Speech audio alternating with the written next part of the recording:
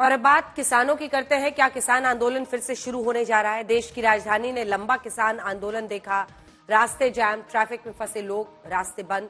आज फिर दिल्ली के बॉर्डर पर कुछ ऐसी ही नौबत आई। किसानों ने दिल्ली कूच करने की कोशिश की। इस दौरान नोएडा और दिल्ली में लोग जाम का सामना करते रहे। घंटों तक स्थिति बनी रही ऐसी। पश्चिमी उत्तर प्रदेश में ग्रेटर नोएडा समेत आसपास के जो 20 जिले हैं, उन 20 जिलों के किसान दिल्ली आने के लिए चल पड़े। पुलिस ने किसानों को दिल्ली बॉर्डर के पास दलित प्रेरणा स्थल में रोका। ये किसान जमीन अधिग्रहण के बदले 4 गुना मुआवजे से लेकर 10% विकसित भूखंड और 64% अधिक मुआवजे की मांग कर रहे हैं। पब्लिक ने घंटों की मशक्कत झेली। किसानों से बातचीत के बाद किसानों को हटाया गया, लेकिन किसानों ने शर्त रखी है कि अगर 1 हफ्ते में उनकी बात नहीं मानी गई तो वो फिर से दिल्ली कूच करेंगे। देखिए आज दिन भर क्या।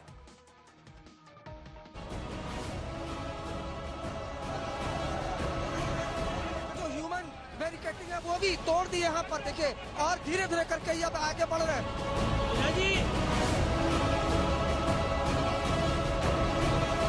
किसी हालत से नहीं रुक सकते, मरने को मत तैयार है, बाकी हटने को तैयार है। कोशिश यही है कि हर हाल में इनको दिल्ली जाना है। दिल्ली की यूपी से लगने वाली 3 सरहदी सड़कें सुबह से जाम थी। वजह थी किसानों का दिल्ली कूच। किसान ग्रेटर नोएडा वाली सड़क से आगे बढ़ रहे थे। इधर यूपी पुलिस 3 स्तरीय सुरक्षा किए बैठी थी। बैरिकेडिंग थी, पुलिस के 5000 जवान थे, निगरानी थी, वाटर कैनन से लेकर टीयर गैस तक तमाम इंतजाम थे। लेकिन किसान नोएडा से दिल्ली के मुहाने तक पहुंच गए। जो किसान प्रोटेस्टर है वो यहाँ सड़कों पर बैठ गए हैं। इसके पहले 2 ह्यूमन बैरिकेडिंग बनाई थी नोएडा पुलिस ने, लेकिन उनको प्रोटेस्टर ने तोड़ दिया। और सामने की तरफ आप अगर देखें तो बकायदा ट्रक खड़ा किया गया, बीच सड़क पर जेवीसी मशीन खड़ी की गई है, लोहे की बैरिकेडिंग है यहाँ पर। और दूसरी तरफ जो किसान प्रोटेस्टर हैं वो बड़ी संख्या में है, जो महिलाएं हैं वो बड़ी संख्या में है। और इनका कहना है कि सालों से ये जो पूरी बातचीत है, ये जो पूरा मसला है, सरकार और प्रशासन से लगातार बातचीत की जा रही है, लेकिन सरकार ने जब बातें नहीं सुनी तब ये दिल्ली की तरफ कूच कर रहे हैं। यूपी से दिल्ली पहुंचने वाली पूर्वी सीमा की 3 सड़कों पर किसानों का मार्च आगे बढ़ने की कोशिश कर रहा था। पुलिस के रोकने पर किसान सड़कों पर बैठ जा रहे थे और फिर थोड़ी देर बाद आगे बढ़ रहे थे। शाम तक खबर आई कि किसान यूपी की सीमा में ही यमुना किनारे बने दलित प्रेरणा स्थल में धरना देंगे और फिलहाल दिल्ली नहीं आएंगे। इस समय मैं दिल्ली और नोएडा को जोड़ने वाले चिल्ला बॉर्डर पर हूँ और आपको मैं अपने पीछे तस्वीरों में दिखाना चाहूंगा। एक तरफ जो किसान है महामाया फ्लाईओवर से दिल्ली की तरफ अपनी कूच शुरू कर चुके हैं और बैरिकेड तोड़ते हुए दिल्ली की तरफ बढ़ रहे हैं। वहीं यहाँ दिल्ली पुलिस ने भी जो अपनी तैयारियां हैं वो पूरे जोरों शोरों पर बढ़ा ली है। मैं आपको दिखाना चाहूंगा कि बैरिकेडिंग भी कर रखी है। वहीं आप देख सकते हैं ह्यूमन बैरिकेडिंग भी है। रैपिड एक्शन फोर्स के जो जवान है, सीआरपी के जो जवान है वो आगे खड़े कर दिए गए हैं। अगर मैं आगे आकर आपको दिखाऊं कि आप देख सकते हैं कि बैरिकेडिंग है, 3-4 लेयर की यहाँ पर बैरिकेडिंग कर रखी है। वही तस्वीरों में ये भी दिखाना चाहूंगा कि थोड़ा सा जो रोड का हिस्सा है उसको खुला छोड़ा गया है ताकि जो ट्रैफिक की मूवमेंट है चलती रहे।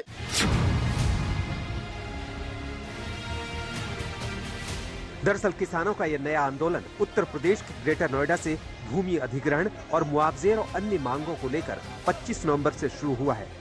इन प्रदर्शनकारी किसानों और उनके नेताओं के बयानों से पता चला है कि इन किसानों की मुख्य 5 मांगे हैं, जिसमें जिन किसानों की जमीन अधिग्रहित की जा रही है उन्हें विकसित भूखंड का 10% दिया जाए, पुराने अधिग्रहण का 64.7% बढ़ा हुआ मुआवजा दिया जाए, 1 जनवरी 2014 के बाद वाले अधिग्रहण में बाजार भाव का 4 गुना मुआवजा और 20% विकसित भूखंड दिए जाए, भूमिहीन किसानों के बच्चों के लिए रोजगार पुनर्वास का इंतजाम हो और हाई पावर्ड कमेटी की सिफारिशों के मुताबिक किसानों को फायदा मिले। इन्हीं मांगों को लेकर पश्चिमी यूपी के करीब 20 जिलों के किसान नोएडा के रास्ते दिल्ली जा रहे थे, जो फिलहाल यूपी बॉर्डर पर ठहरे हुए थे।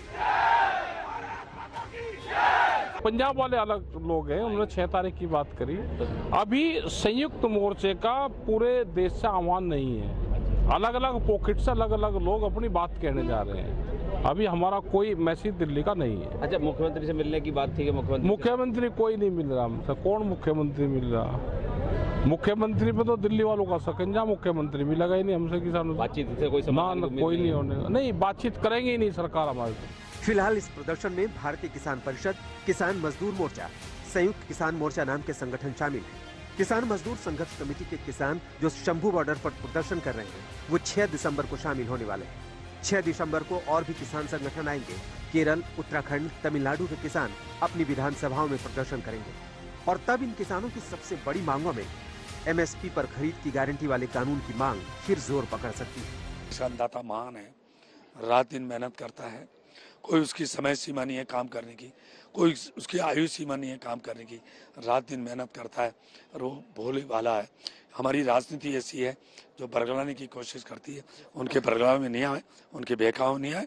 कोई भी समस्या है तो बैठ के समाधान करे और जो भी समस्या है यदि हो सकती है भारत सरकार द्वारा तो उस समस्या का निदान करने की कोशिश करेंगे।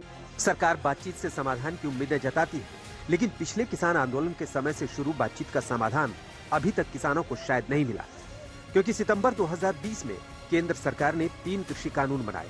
विरोध में साल भर आंदोलन चला, किसानों की जान का नुकसान हुआ, इकोनॉमी का नुकसान हुआ, दिल्ली वालों को परेशानी हुई। 19 नवंबर 2021 को पीएम मोदी ने कानून वापस ले लिए, कहा कि एमएसपी के लिए कमेटी बनेगी जो किसानों की मांगों पर विचार करेगी। 6 महीने बाद 12 जुलाई 2022 को कमेटी बनी।